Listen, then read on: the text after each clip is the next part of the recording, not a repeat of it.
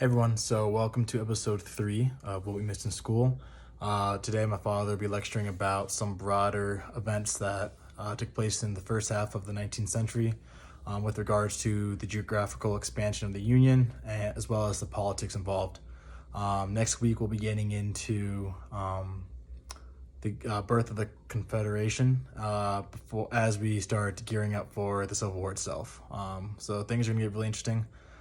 Thanks for tuning in. Thanks for the support. Please send your questions, comments, and thoughts. We'd love to discuss them. And remember, Black history is American history. Wow. Okay. Hey, everyone. Welcome to episode 3 of What We Missed in School. We appreciate the support. And this week we'll be talking about the lead up to the Civil War. So we're going to hop into the good stuff soon. And Dad, take it away. Hello. Thanks for having me back. We're going to talk about events that led up to the Civil War. But one of the things I wanted to say before I really get started, and that is that I'm looking at everything from sort of a macro level, or the national level.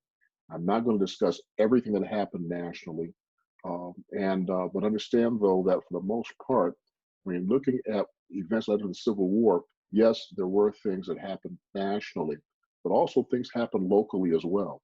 I will mention a couple of local issues just for examples, but for the most part, though, we look at things that affect the entire nation based on what was going on within the halls of Congress, what's happening elsewhere. Now, to begin, the U.S. Constitution really sanctioned slavery. It was something that was, argued heatedly at times during the Constitutional Convention. But in the end, though, slavery was sanctioned, slavery was allowed, and it allowed the federal government to uh, get involved in case of, for example, slave revolts or what have you. So it was not until the 13th Amendment abolishing slavery came along in 1865 before the Constitution stopped sanctioning slavery. But there was slavery in the North, there was slavery in the South. And slavery in the North, though, began to die out. American slavery, generally speaking, was agriculturally based, and certainly the South was better for agriculture than the North. And so, certainly, many Northerners share the same sentiments with regard to race as Southerners, but many Northerners, for a variety of reasons, did not really approve of slavery. So it began to die out in the North, but also, frankly, it was beginning to die out in the South by the time we get into the 1780s and early 1790s. It just was not the moneymaker that it used to be. And then in 1794, a gentleman from Hamden, Connecticut, named Eli Whitney, invented something known as the cotton gin. Now, the cotton gin was something that was used to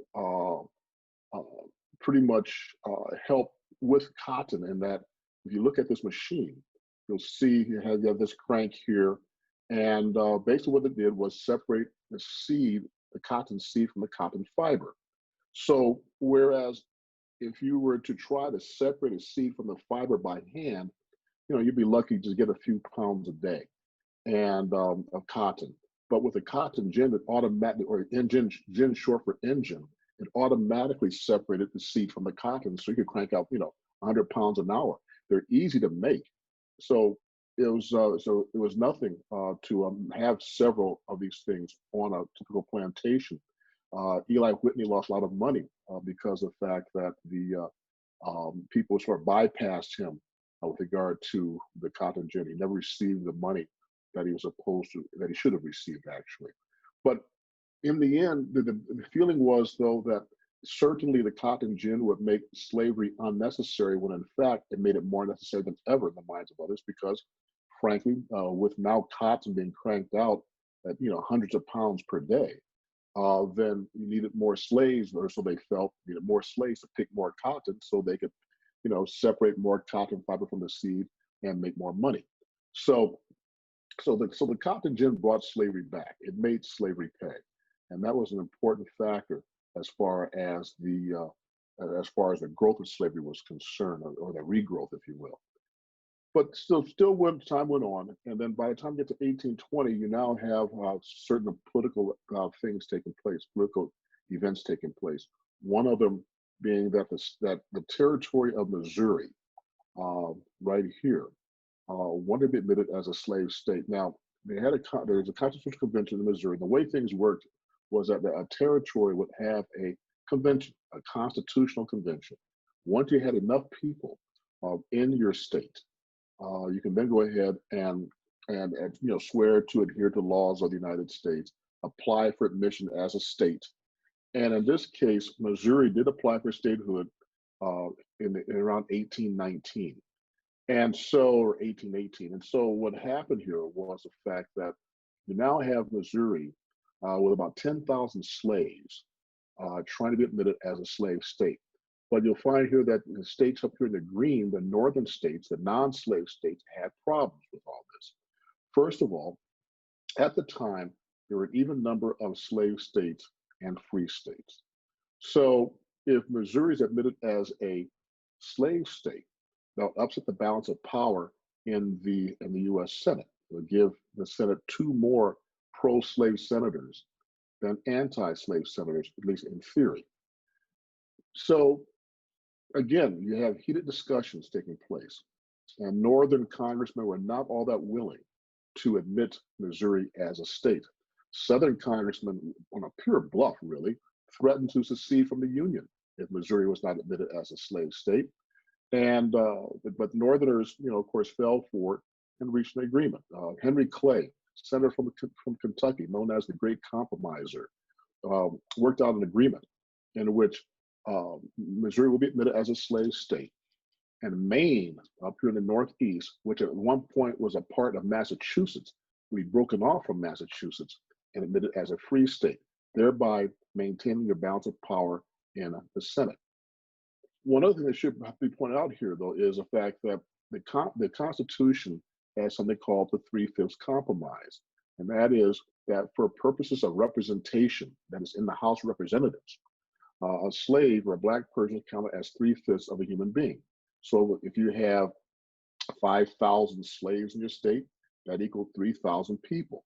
Missouri had 10,000 slaves approximately, therefore it would equal about 6,000 citizens, which would then mean, or 6,000 people, which would mean then that they may get 1 or 2 more people admitted, more people to be a part of the House of Representatives, which could certainly be a factor in congressional votes that were very close. So one of the things that took place here was something that became known as the Missouri Compromise. You see this black line here north of the Arkansas Territory, and a little bit south of Missouri. Most Missouri is a little bit is north of this line here. It became known as a Missouri Compromise line at 36 degrees 30 minutes.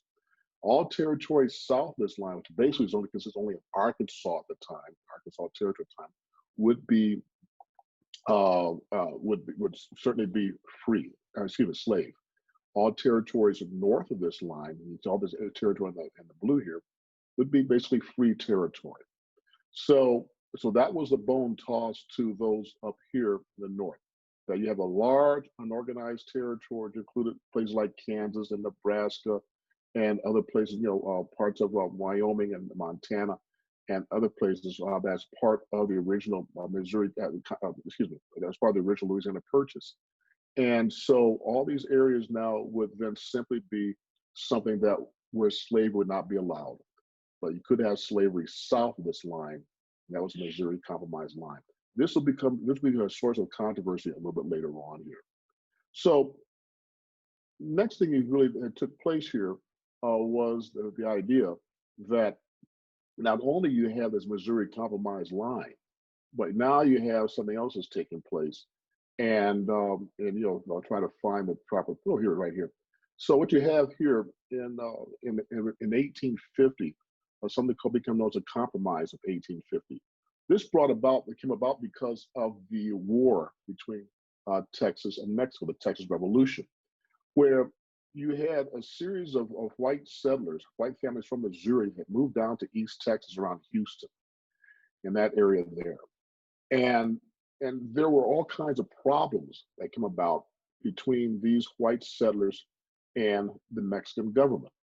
For example, Mexico wanted these Texans to become Mexican citizens. As far as these Texans were concerned, they were American citizens living in Mexico.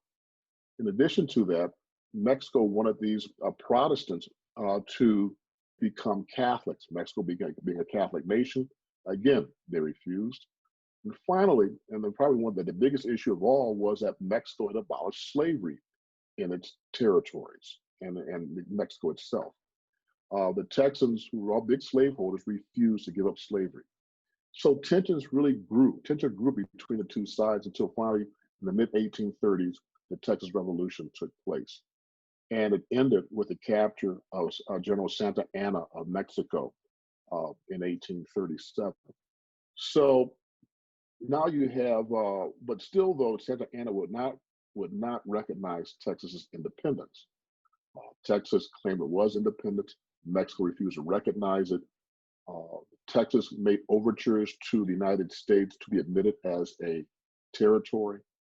The Mexican government threatened the United States with war if the U.S. recognized Texas. England got involved in all this, trying to prevent Texas from becoming a part of the United States in any way, shape, or form. So the British got involved, offering free trade to Texas, and while at the same time trying to convince the Mexican government to let Texas go, which Mexico refused to do. So all this is taking place here, and until finally, in a vote of Congress, after two unsuccessful attempts to try to get Texas to become a part of the United States, Congress in 1845, in a straight voice vote, both houses, chambers of Congress getting together, voted to admit Texas as a territory. Now, the value of Texas was that it was huge. As big as Texas is today, it was much larger then. So you see this area in the purple here reach all the way up into Wyoming. It reached a stretch as far west as right close to Santa Fe, New Mexico. And so Texas was this huge territory. And one of the reasons why northern members of Congress voted against Texas admittance as a territory, and of course eventually going to be a state, was the idea that southern congressmen viewed Texas as a place where they could divide up into 4 or 5 different pro-slave states, thereby making it almost impossible to end slavery in the United States. But eventually Texas was admitted, and in 1846, war between Mexico and the United States broke out. And it was not really about the annexation of Texas as much as the fact that there was more of a border dispute where Mexico thought the border should be up in here someplace, and the rest of Texas belonged to Mexico. The U.S. felt that the border should be down along the Rio Grande River down here. And actually, many historians, they believe that the United States actually started this war as a total land grab rather than any disagreement over disputed territory. Be that as it may, the United States won the war. And so by the time you get to 1850, the U.S. gained not only Texas here, but all this territory west, California, Nevada, New Mexico, Colorado. This whole territory here became a part of the United States as a result of this war. Just so you know, this area here in the blue remained Mexican territory, and then the mid-1850s, the U.S. bought it outright from Mexico. But so what you have here now, though, is the fact that the U.S. now has all this territory, and there was some concern about this being slave territory. Understand here that Americans had long desired and long believed that not only this territory here, but Mexico, all the way down to the southern tip of South America, down by Argentina, would eventually become a part of the United States. And so this is just sort of the first step, if you will. Now, a fellow by the David Wilmot, who was a congressman from Pennsylvania in 1848, while the war is still going on, came up with something that became known as a Wilmot Proviso. He suggested that all this territory, and here's where the Missouri Compromise line is right here, south of Missouri, all this territory south of the Missouri Compromise line would now would no longer be a part of the Missouri Compromise of 1820. That in fact be null and void as far as this is concerned. That did not go over at all. actually, in 1848 in a congressional vote. But 1850 popped up, and now you have some situations that certainly came about at this point in time. The one of the big things here was that the United States, if I can find the right map here, the United States had the situation where you now have Texas trying to claim all that territory that I showed you before, and now California, which had just a few hundred people living in that area in 1848. Well, 1849, the gold rush happened. So as a result of that, by the time we get to 1850, about 100,000 people were living in California. So California had its own constitutional convention and then tried to be admitted to the Union as a free state, which of course upset those who were in the pro-slave faction. So it was suggested, Jefferson Davis, for example, was one person who suggested that the Missouri Compromise line be extended all the way out to California so that Northern California would be free, Southern California would be slave. Well, that didn't go over very well. California pretty much said, we're coming as one state, we're coming as a slave, as a free state. So finally, though, Henry Clay, the person who in 1820 came up with the Missouri Compromise that was agreed upon, now came forth another idea that was approved called the Compromise of 1850. And, this was 30 years later. And so part of the Compromise of 1850 dealt with, compromising on the Texas boundaries. So the boundary you have for Texas today was part of the Compromise of 1850. The territories of Utah and New Mexico received their own territorial governments. In addition to that, slavery, that is not slavery, but the slave trade in Washington, D.C. was abolished. Washington, D.C. was the world's largest slave trading area at that particular time. It was sort of an embarrassment to the United States government. Even those who were pro-slave were embarrassed because of constant criticism from foreign dignitaries. And so therefore, the public buying and selling of slaves in Washington, D.C. was abolished. And so, but one of the things, though, again, this a significant bone tossed to the pro-slave faction was something called the Fugitive Slave Act. Now, the Constitution did say that, once you're a slave, you're always a slave. If a slave ran away from his master, his or her master, and even if they moved to a different state or territory, they're still a slave and must be returned.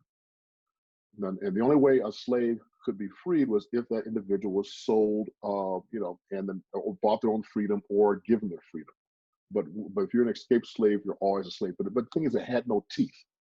This compromise, or this Fugitive Slave Act, certainly had some teeth to it.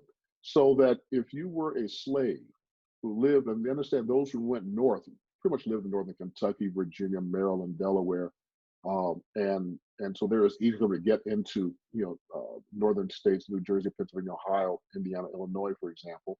It was easy for them to do that.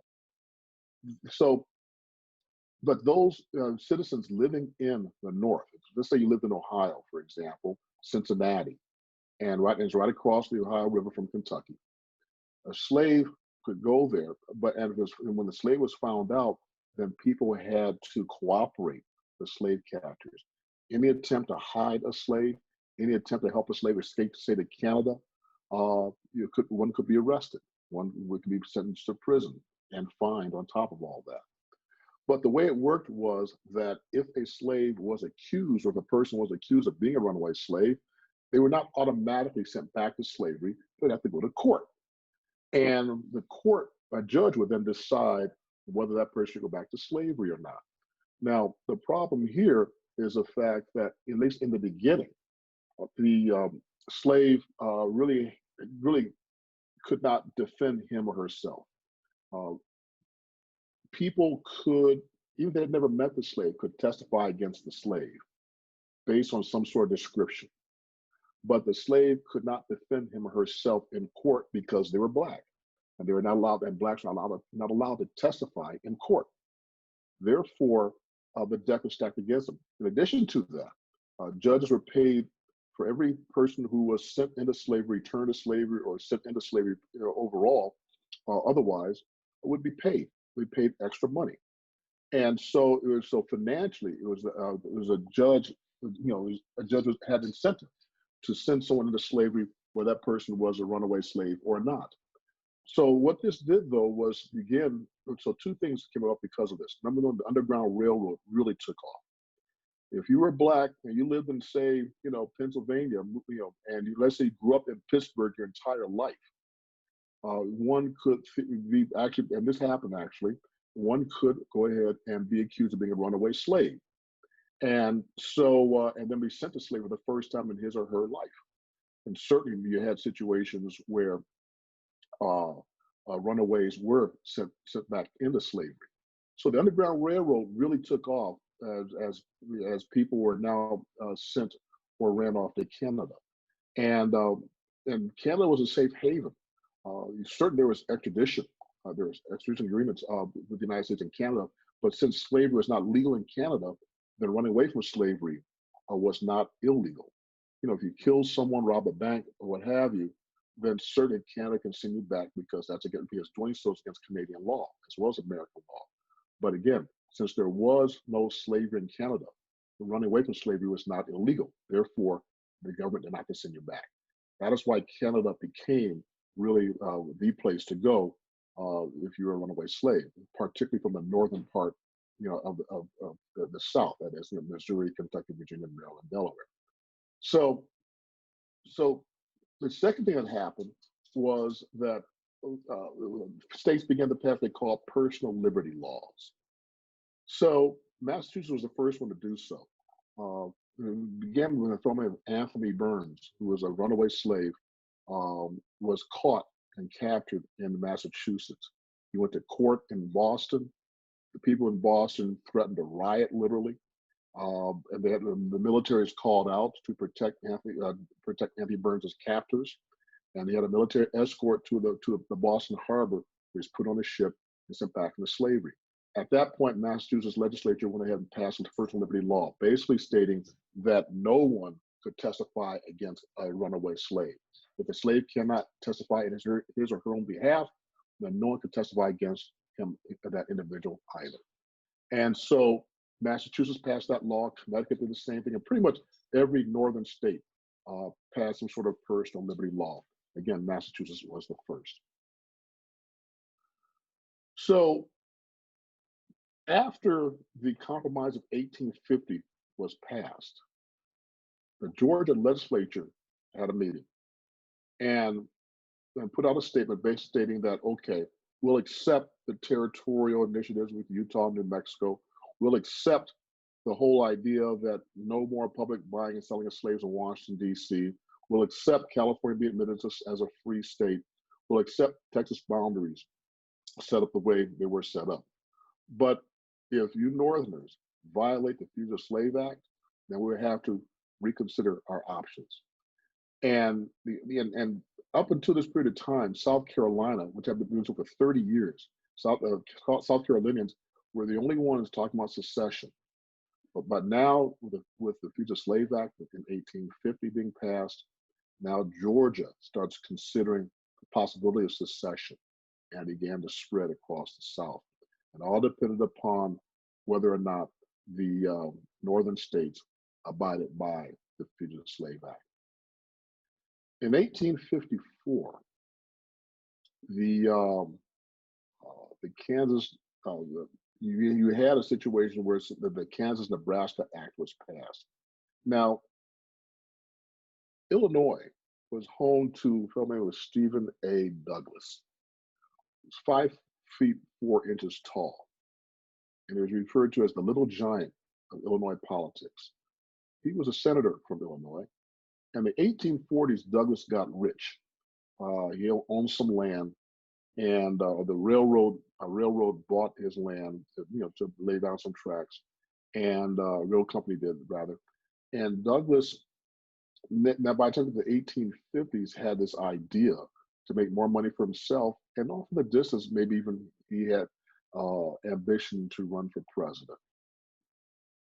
Douglas had this idea of building a continental transnational railroad starting in Chicago, stretching all the way out to California, probably San Francisco.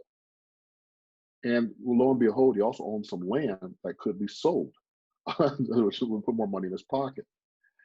And so when he tried to get this bill about this railroad, interstate railroad being set up, Southern congressmen refused to pass this bill because of the fact that it's an interstate railroad. Then all money approved had to come from the Congress. They had to approve the money. Well, Southern congressmen were not going to approve, so Douglas decided to do something for them. He went ahead and introduced something that became known as the Kansas-Nebraska Act.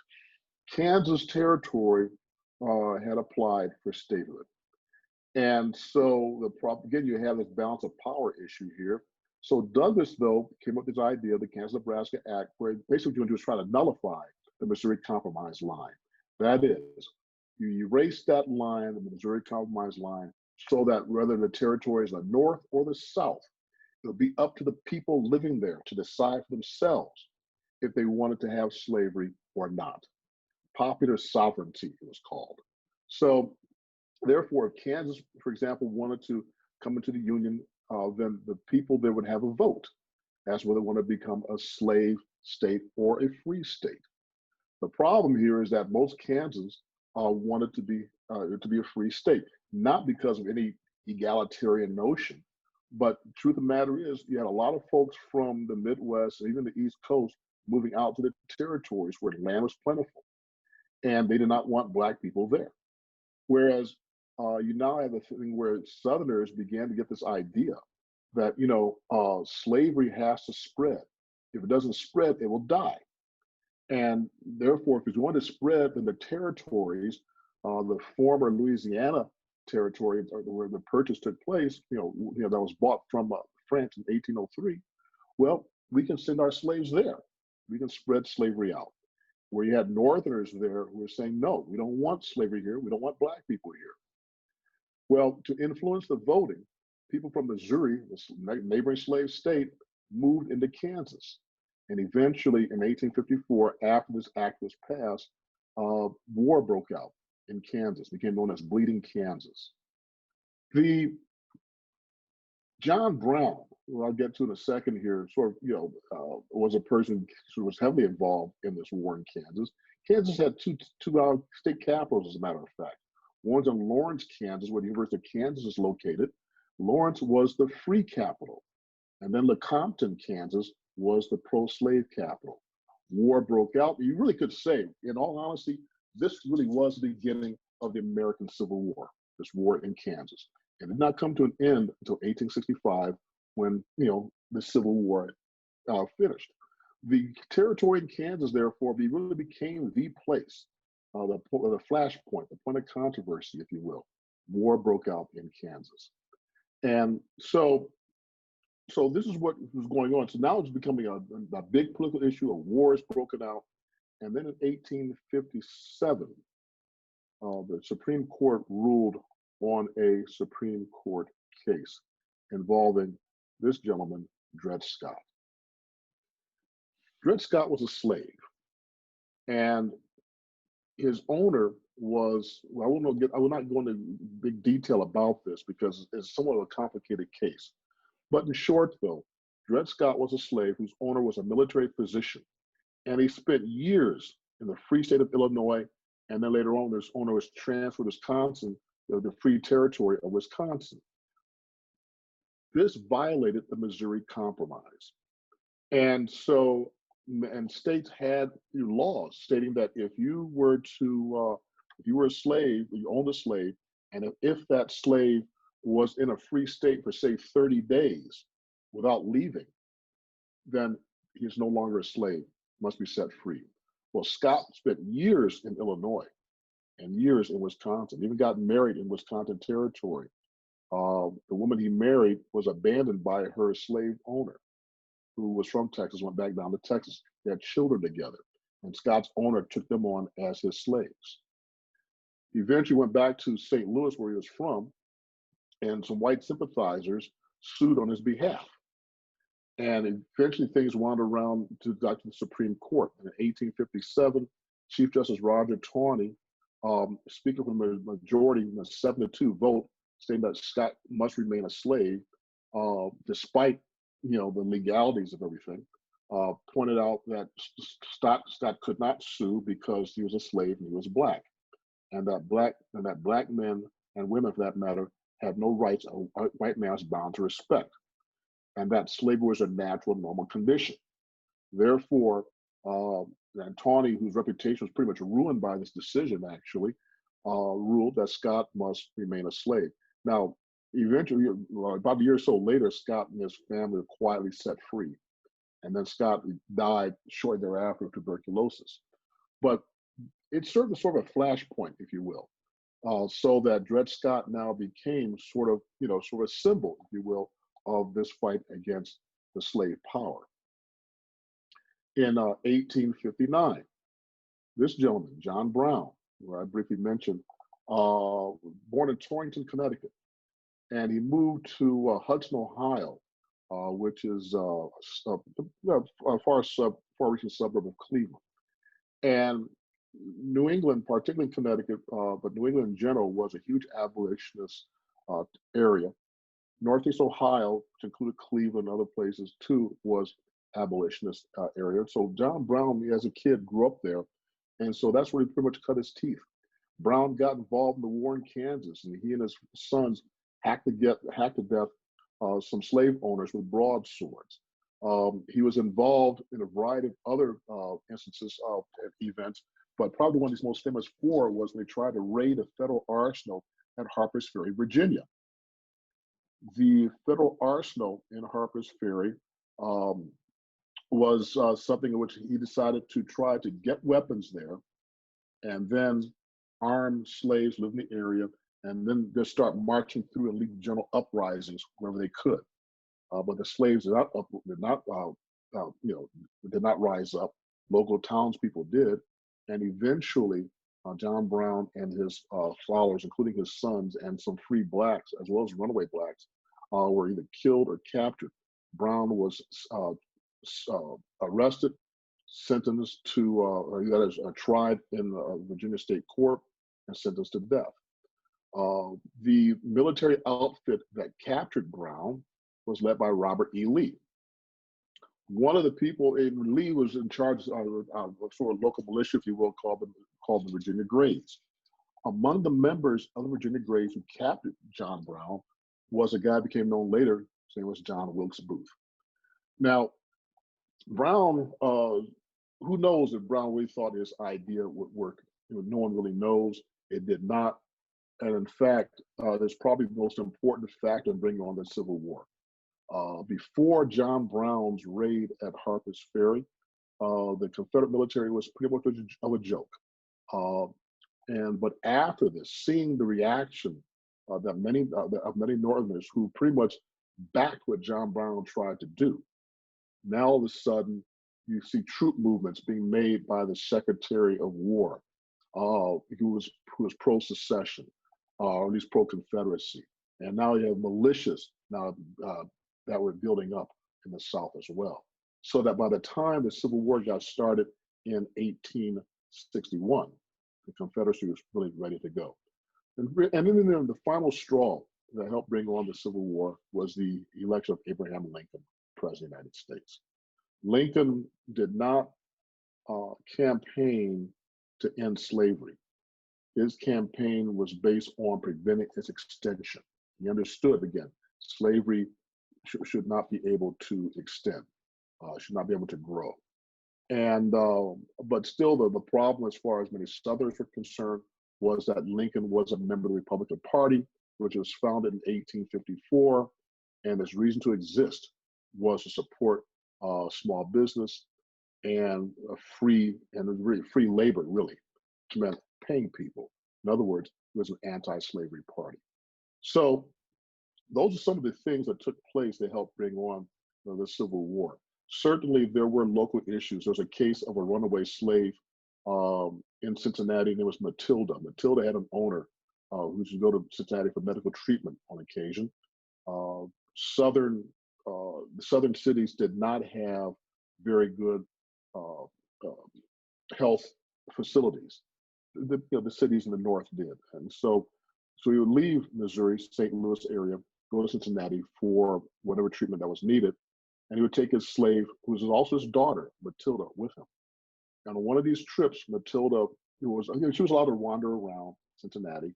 And on one of these trips, Matilda wandered into a black neighborhood, told them she was a slave. They told her to stay here. In other words, escape. And so she did. Got a job with the family as a maid and was told, look, whatever you do, don't go downtown. Stay here in the neighborhood. Don't go anyplace. But after about a year, she felt safe and secure enough to go into downtown Cincinnati, and she was promptly captured by slave captors. Slave captors. So she went ahead, went to court, was found basically guilty of being a runaway slave, and so she ended up back with the slave owner, never be heard from again. So those kinds of local things took place as a result of what taking place on a national basis there. Another situation happened in Oberlin, Ohio, where a runaway slave from Kentucky ended up in Oberlin on his way to Canada, decided to stay in Oberlin. Oberlin's a town of about 30 miles or so southwest of Cleveland. And so he was eventually captured by slave captors. It's by slave captors, rather. So, or captures, it's hard to speak these words here. But anyway, they went to the nearby town of Wellington to catch a train to Cincinnati, where he was supposed to go on trial. The people from Oberlin, though, went to Wellington by the hundreds, surrounded a hotel where everyone was staying, would not allow the slave catchers to board the train with this runaway slave. Negotiations came about, and nothing really happened. Finally, someone snuck this runaway slave out of the hotel room, and he was given money, sent on his way to Canada.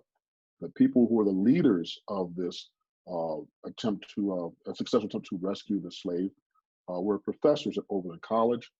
They were sentenced to jail, spent a few months in jail, fined several $1,000s, which the people of Oberlin paid. And eventually, when they were released, they were given a hero's celebration when they returned to Oberlin. So, but again, though, so when secession came about, it was this Oberlin-Wellington case, for example. It was the fact that states passed personal liberty laws that were looked at with great anger in the South. And those are some of the issues that helped bring on the Civil War.